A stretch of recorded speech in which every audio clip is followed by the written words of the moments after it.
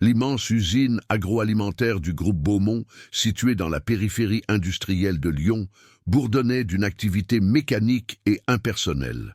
Sous l'éclairage glacial des néons, des chaînes de montage en acier inoxydable s'étendaient à perte de vue, transportant un flot ininterrompu de produits destinés aux supermarchés de toute la France.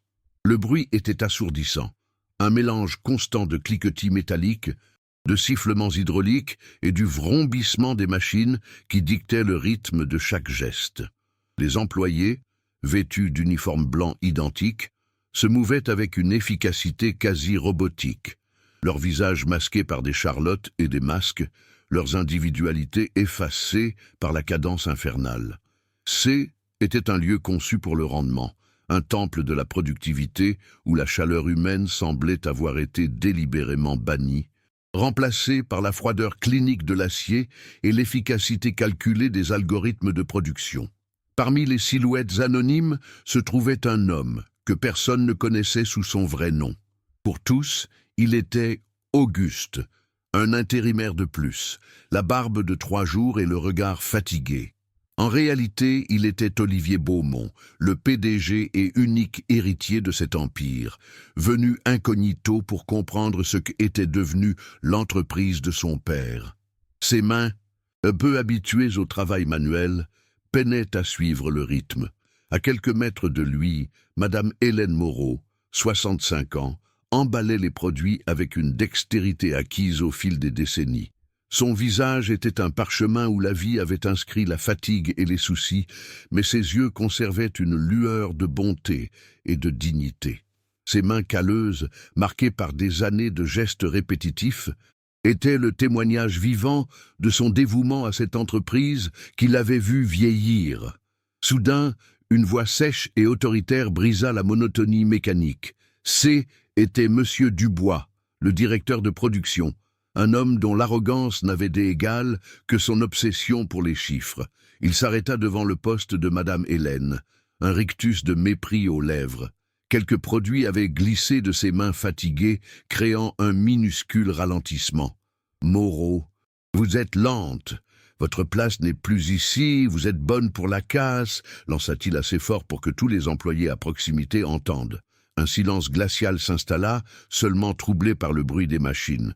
Personne n'osa lever les yeux, la peur étant un lubrifiant plus efficace que l'huile dans les rouages de cette usine.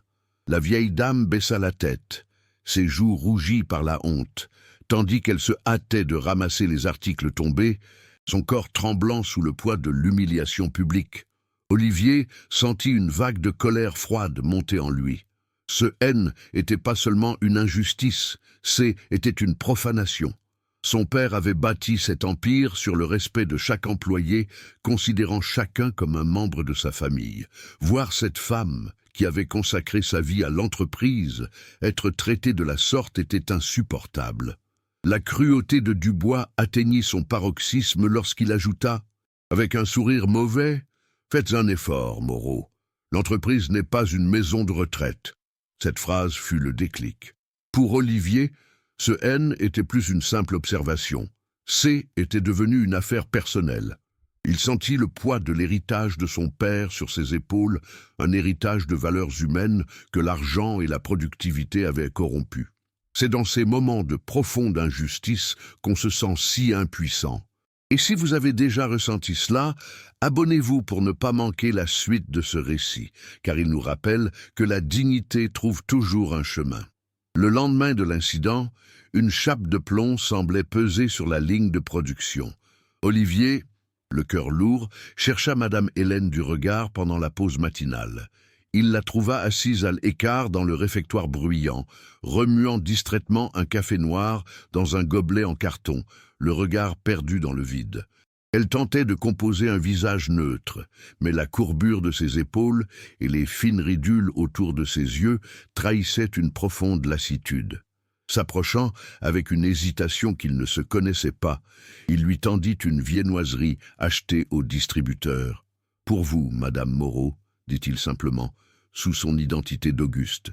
Elle leva vers lui un regard surpris, embué d'une tristesse qui le frappa en plein cœur. C était le visage de la dignité blessée, Une image qu'il savait ne jamais pouvoir oublier, le symbole silencieux de tout ce qui avait déraillé dans l'entreprise de son père. D'abord méfiante, habituée à l'indifférence générale, Hélène finit par accepter le croissant avec un murmure de remerciements. Le silence s'installa entre eux, seulement percé par le vacarme de la cantine. Pour le briser, Olivier posa une question simple, cherchant à créer un pont. « Cela fait longtemps que vous travaillez ici ?» Un faible sourire effleura ses lèvres. « Plus de 40 ans, mon garçon. J'ai été embauché par Monsieur Beaumont, lui-même, le fondateur. » Elle prononça ce nom avec une déférence presque religieuse, comme si elle évoquait un saint patron. Pour elle, ce N n'était pas juste un nom sur un bâtiment. C était un homme qui incarnait une époque révolue, une promesse de respect et de communauté. Chaque mot qu'elle prononçait était une clé qui ouvrait une porte sur le passé. Un passé qu'Olivier ne connaissait qu'à travers des rapports annuels et des photographies jaunies. Un héritage qu'il sentait lui glisser entre les doigts. Elle se mit à raconter, sa voix basse mais claire, peignant le tableau d'une usine qui était autrefois une famille. Elle décrivit Monsieur Beaumont père, arpentant les allées, connaissant le prénom de chaque employé, s'enquérant de la santé de leurs enfants, partageant un café avec les ouvriers. Il n'était pas un patron distant dans une tour d'ivoire, mais un capitaine sur le pont de son navire, proche de son équipage.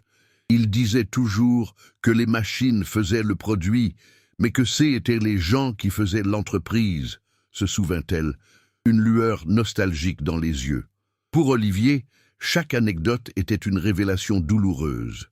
Il comprenait maintenant que l'empire qu'il gérait NN était plus qu'une coquille vide, une structure rentable, mais dépourvue de l'âme que son père y avait insufflée.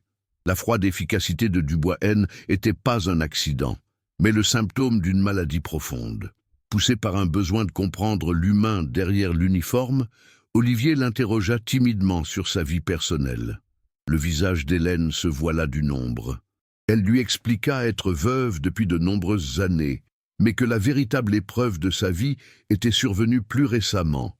Sa voix se brisa légèrement lorsqu'elle évoqua la perte de sa fille unique, emportée par une maladie foudroyante quelques années auparavant. Elle était partie trop vite, laissant derrière elle 2 jeunes enfants, ses petits-enfants, qui étaient désormais tout son univers. Le travail à l'usine N était plus une simple routine. Cet homme était sa seule ancre, la bouée qui lui permettait de maintenir la tête de sa nouvelle petite famille hors de l'eau. Elle travaillait pour leur offrir un avenir, pour honorer la mémoire de sa fille en veillant sur ce qu'elle avait de plus précieux. Elle poursuivit son récit avec une résilience qui força l'admiration d'Olivier. Sa modeste retraite ne suffisait pas à couvrir les frais de scolarité, les vêtements et la nourriture pour 2 enfants en pleine croissance. Chaque jour, elle se levait avant l'aube, malgré les douleurs qui raidissaient son dos et ses articulations, pour venir affronter le bruit, la cadence et l'humiliation. Elle endurait les remarques acerbes de Dubois et le mépris silencieux d'un système qui ne voyait en elle qu'un matricule et un rendement en baisse. Tout cela, elle le faisait pour les sourires de ses petits-enfants le soir, pour leurs dessins accrochés au réfrigérateur, pour la promesse d'une vie meilleure pour eux. C'est fou de penser au combat que mènent les gens en silence, juste à côté de nous. Si ces histoires vous touchent et si vous croyez qu'elles méritent d'être racontées, pensez à vous abonner. Votre soutien nous permet de continuer à leur donner une voix. L'histoire d'Hélène frappa Olivier avec la force d'un coup de poing.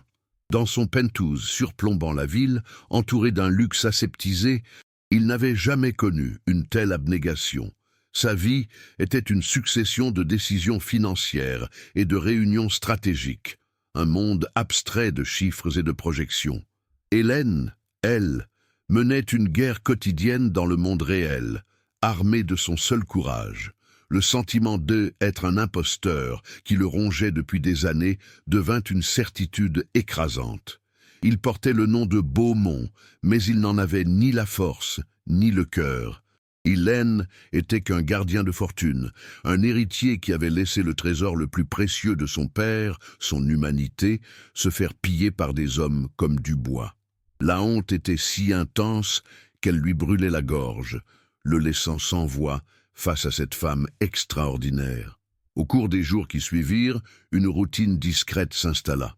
Olivier, sous les traits d'Auguste, s'arrangeait systématiquement pour travailler près du poste d'Hélène. Il l'observait, non plus avec la distance d'un PDG en mission d'infiltration, mais avec l'attention d'un ami. Il voyait la précision de ses gestes, fruit d'une expérience que nulle machine ne pourrait jamais remplacer.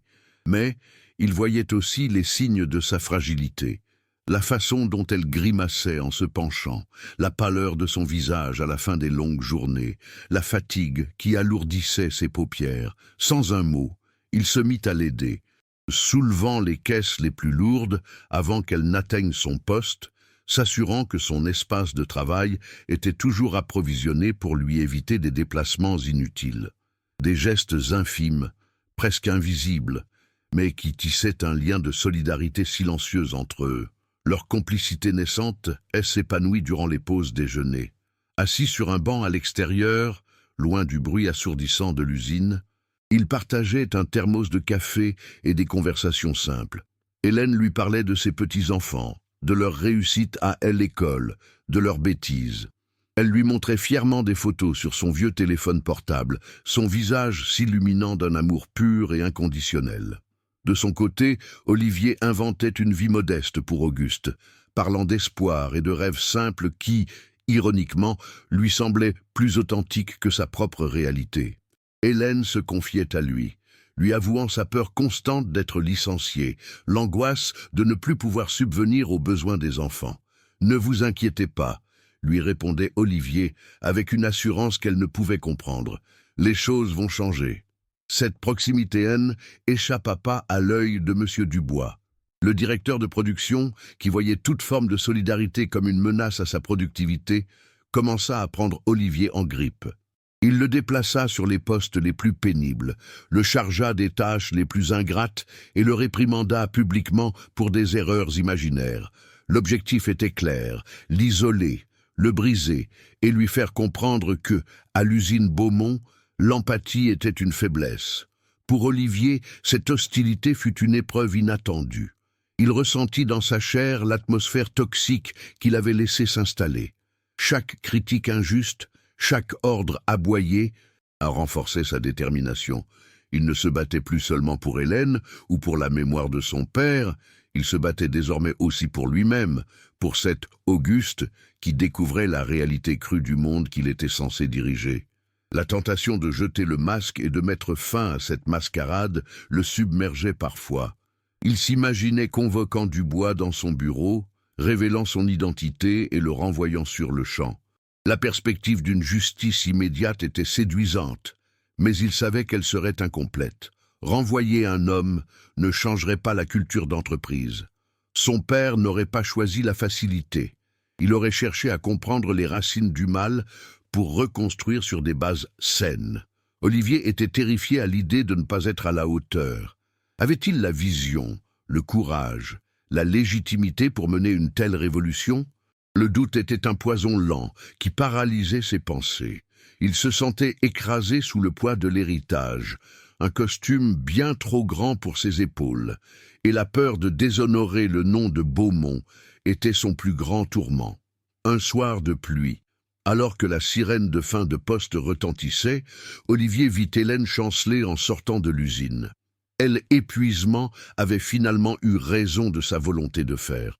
Sans réfléchir, il se précipita à ses côtés, lui offrant son bras pour la soutenir. Il insista pour la raccompagner chez elle, balayant ses protestations d'un geste ferme. Le trajet en voiture se fit dans un silence respectueux, à travers les rues grises d'une banlieue ouvrière que le crépuscule rendait encore plus mélancolique. Il la déposa devant un petit immeuble modeste, si différent de son propre univers. Avant de sortir, elle se tourna vers lui, ses yeux fatigués brillant d'une sincère reconnaissance. « Vous avez un bon cœur, Auguste », dit-elle doucement, « comme le vieux monsieur Beaumont. » Cette simple phrase le toucha plus profondément que n'importe quel compliment sur ses réussites financières. Cette comparaison fut l'électrochoc final. Être assimilé à son père, non pas pour son sens des affaires, mais pour sa bonté, par la femme même qui incarnait les valeurs bafouées de l'entreprise, valida sa quête. De retour dans son appartement luxueux mais glacialement impersonnel, Olivier se sentit plus seul que jamais. Les murs de verre, qui lui offraient une vue imprenable sur Lyon, lui apparurent comme les barreaux d'une prison dorée. Il comprit enfin que le véritable héritage de son père n'était pas le groupe Beaumont, ses usines ou ses milliards. Était un ensemble de principes, une responsabilité envers les gens. Leur haine était plus à l'observation ou à l'introspection.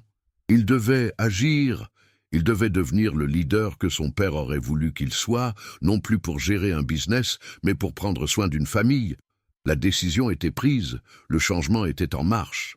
Le lendemain matin, un silence inhabituel s'abattit sur l'usine Beaumont. Les chaînes de montage, habituellement si bruyantes, étaient immobiles, les machines silencieuses. Un ordre venu de la direction avait convoqué l'ensemble du personnel de production dans le grand hall d'expédition. Une estrade de fortune avait été dressée avec quelques palettes. Les employés se rassemblèrent, murmurant entre eux, l'anxiété palpable sur leurs visages. Ils craignaient le pire, une nouvelle vague de licenciements. M. Dubois se tenait près de l'estrade, l'air suffisant, persuadé que cette réunion était organisée pour le féliciter de ses chiffres records. Au milieu de la foule, Olivier, toujours sous les traits d'Auguste, sentit le poids de tous ses regards. Il prit une profonde inspiration, puis se dirigea vers l'estrade. En passant, il prit doucement la main d'Hélène, qui le regarda, effrayée et confuse. « Venez avec moi, s'il vous plaît », murmura-t-il, la conduisant à ses côtés face à la foule perplexe. Une fois sur l'estrade, Olivier prit le micro. Le silence devint total, dense. Il balaya du regard cette mer de visages fatigués, ces hommes et ces femmes qu'il avait appris à connaître, non pas comme des matricules, mais comme des êtres humains. Sa voix, lorsqu'il parla, était calme, mais chargée d'une émotion qui surprit tout le monde. « Mon père a bâti cette usine avec ses mains et son cœur, » commença-t-il. « Il croyait en une chose, la force de notre famille. » Il marqua une pause, son regard se posant sur chaque employé. « Cette famille, c'est vous, et je vous ai laissé tomber. » Les murmures reprirent, plus intenses. « Je ne suis pas ici en tant qu'Auguste, l'intérimaire. Mon nom est Olivier Beaumont. » Un souffle collectif parcourut l'assemblée. Les visages passèrent de la confusion à la stupeur. Le sourire de Dubois se figea, son visage devenant cireux. Hélène, à côté de lui, le regarda. Comprenant enfin la promesse cachée dans ses paroles rassurantes, Olivier ne laissa pas le choc s'installer. Il se tourna vers Hélène et le PDG disparut pour laisser place à un homme submergé par le remords. « Madame Moreau, » dit-il, la voix brisée par l'émotion, « devant vous tous, je vous demande pardon. Pardon pour l'humiliation que vous avez subie. Pardon pour ne pas avoir été là pour vous protéger. Mon père aurait eu honte de moi, honte de ce que nous sommes devenus. » Il se tourna ensuite vers Dubois, son regard durcissant comme de l'acier. « Monsieur Dubois, vous êtes un excellent gestionnaire de machines, mais vous avez échoué à la tâche la plus essentielle. Gérer des êtres humains. Vous n'avez pas votre place dans cette entreprise. Vous êtes renvoyé, non pour des raisons de productivité, mais pour votre manque total d'humanité. » La sentence tomba comme un couperet, net et sans appel. Dans un silence de cathédrale, s'adressant de nouveau à la foule, Olivier reprit avec une nouvelle assurance. « Ce renvoi n'est pas une fin, c'est un commencement. L'ère des chiffres avant les gens est terminée. À partir d'aujourd'hui, nous allons reconstruire la famille Beaumont. Chaque voix sera entendue, chaque personne sera respectée, chaque année de service sera honorée. » Il posa une main bienveillante sur l'épaule d'Hélène. « Pour incarner ce changement, j'ai l'honneur de vous annoncer la création d'un nouveau poste. Un poste qui ne mesurera pas la vitesse, mais la sagesse. Madame Hélène Moreau, avec ses 40 ans de service et son dévouement sans faille, devient notre toute première conseillère au bien-être et à l'héritage. » Il la regarda avec une profonde admiration. Elle sera les yeux et le cœur de cette usine, s'assurant que plus jamais la dignité d'un employé ne soit bafouée. Un instant de silence suspendu suivit, puis un premier applaudissement timide retentit. bientôt suivi par un autre, et un autre, jusqu'à ce que le hall entier éclate en une ovation tonitruante. Ce « n'était pas de la déférence pour le patron, mais une explosion de soulagement, d'espoir et de gratitude. Des larmes de joie et de validation coulaient sur les joues d'Hélène, effaçant à jamais la marque de l'humiliation. Olivier se tenait à ses côtés, non plus comme un héritier perdu, mais comme un leader qui venait de trouver sa véritable mission. Il n'était plus à l'ombre de son père, il marchait enfin dans ses pas. Voir la dignité restaurée est l'une des choses les plus puissantes qui soient. Si vous pensez que de telles histoires méritent d'être partagées pour nous rappeler notre humanité commune, n'hésitez pas à vous abonner. Votre soutien est ce qui nous permet de continuer à être les témoins de ces moments. Les mois qui suivirent ne furent pas simplement marqués par des promesses, mais par des actions concrètes qui transformèrent l'usine de l'intérieur. Olivier, fidèle à sa parole, créa la Fondation Beaumont, une organisation entièrement dédiée à financer les études supérieures des enfants et petits-enfants des employés. La première bourse, symboliquement, fut attribuée aux 2 petits-enfants d'Hélène, leur assurant un avenir qu'elle n'aurait jamais osé espérer. L'atmosphère de l'usine se métamorphosa. La peur fut remplacée par une collaboration active, les murmures d'anxiété par des conversations animées. Des comités de bien-être furent mis en place et les suggestions des employés, autrefois ignorées, devinrent le moteur de l'innovation. La productivité, contre toute attente des anciens cadres, ne chuta pas. Au contraire, portée par une main-d'œuvre motivée et loyale, elle atteignit des niveaux records, prouvant que l'humanité était le plus rentable des investissements. Olivier lui-même subit une profonde transformation. Il vendit son penthouse impersonnel du 6e arrondissement pour s'installer dans une maison plus modeste, plus proche de l'usine et de ses gens. Il délaissa les costumes coûteux pour des tenues simples, passant le plus clair de son temps, non pas dans une salle de réunion, mais sur le plancher de l'usine. Il apprit les prénoms de centaines d'employés, écouta leurs histoires, partagea leurs repas au réfectoire et célébra leurs petites victoires. Il découvrit une richesse qu'aucun bilan financier ne pourrait jamais quantifier, le sentiment d'appartenance. Il n'était plus un héritier gérant un actif, mais le gardien d'une communauté. Il avait enfin compris que le véritable héritage de son père ne se trouvait pas dans les coffres de la banque, mais dans le cœur des hommes et des femmes qui constituaient la famille Beaumont. Hélène, quant à elle, embrassa son nouveau rôle avec la grâce et la sagesse qui la caractérisaient. Libérée du labeur physique de la chaîne de montage, elle devint une présence bienveillante et respectée, une matriarche pour toute l'usine. Elle déambulait dans les allées, non plus avec la fatigue d'une ouvrière, mais avec l'assurance d'une conseillère. Elle accueillait les nouveaux employés, leur transmettant non seulement les consignes de sécurité, mais aussi les valeurs de l'entreprise. Elle écoutait les soucis des plus jeunes, offrait des conseils tirés de son expérience de vie et s'assurait que chaque voix, même la plus timide, soit entendue par la direction. Son bureau, une petite pièce vitrée donnant sur la production, était toujours ouvert, un havre de paix où la dignité N était plus une aspiration, mais une réalité quotidienne. 2 ans plus tard, la scène se répète, mais tout a changé. Une jeune recrue, nerveuse pour son premier jour, franchit les portes de l'usine. La première personne à l'accueillir n'est pas un manager pressé, mais Hélène, le visage illuminé d'un sourire chaleureux. Elle lui tend son uniforme et un badge. « N'aie pas peur », lui dit-elle avec douceur. « Ici, on prend soin les uns des autres. » Elle lui fait visiter les lieux, lui présentant ses futurs collègues, et termine par ces mots qui sont devenus le nouveau credo de l'entreprise. « Bienvenue dans la famille Beaumont ». C'est ainsi qu'un héritage fut sauvé, non par les chiffres, mais par un acte de courage et d'humanité. Ces histoires nous rappellent le pouvoir de la compassion, et si vous souhaitez continuer à croire qu'un monde meilleur est possible, votre abonnement nous donne la force de continuer à partager ces témoignages d'espoir.